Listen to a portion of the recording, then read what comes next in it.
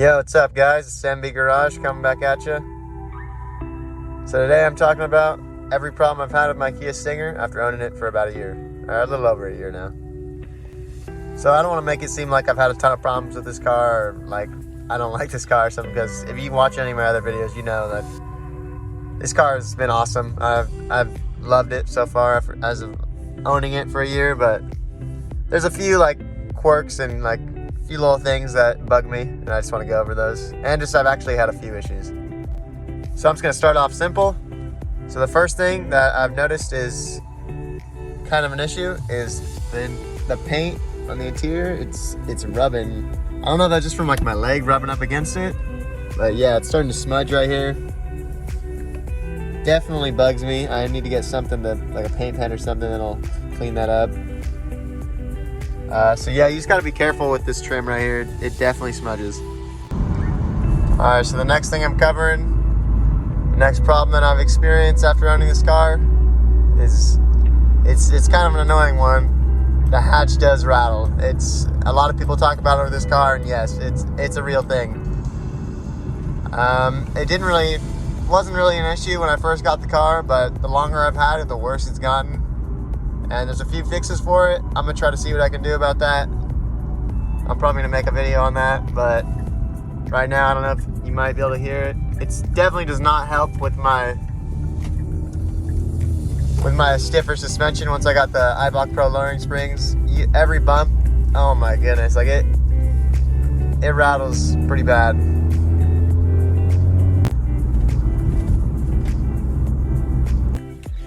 So from what I heard, there's a few things that could be causing the rattle. So a lot of people are saying if you put some washers inside of these, that'll fix it. Personally, I've seen mixed results just on people online. Some people say it fixes it, some people say it doesn't. And I also heard that it can be these things rattling. So you can shove something in there to make it stop rattling.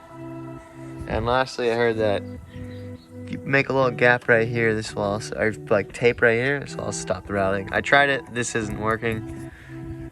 Still rattling, so I'm not sure. I'm gonna try the washers next, see what happens. But yeah, so it definitely is really annoying. So the last thing that I'm gonna be talking about, or the last problem that I experienced, was a few months after I bought the car, I actually started experiencing misfires. So I was just whipping it with one of my friends one day, and the car started jerking. Like every time I tried to step on the gas, it started like hesitating almost. And then I got a check engine light, said misfire in cylinder 3, scared the shit out of me. And so of course, cylinder 3 is tucked way down under here. See the spark plug, or the coil pack right there sticking out. So everyone was telling me you had to remove the intake manifold to get to that cylinder for the spark plug. I found out a way to do it with a few swivel sockets, and I just replaced all the spark plugs. I replaced it with the HKS spark plugs, but I haven't had any issues since I replaced the HKS spark plugs. It was very weird because the spark plugs that I took out, the stock plugs, they were already fairly black. They were really dark for only a car. They had probably only like 15,000 miles at the time. So that was really weird. Not sure what happened with that. So it started happening shortly after I put the intake on.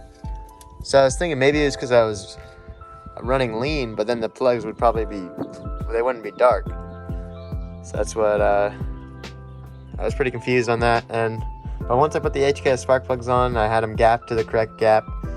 And I'm tuned now and haven't had any issues actually. So it's been solid ever since then.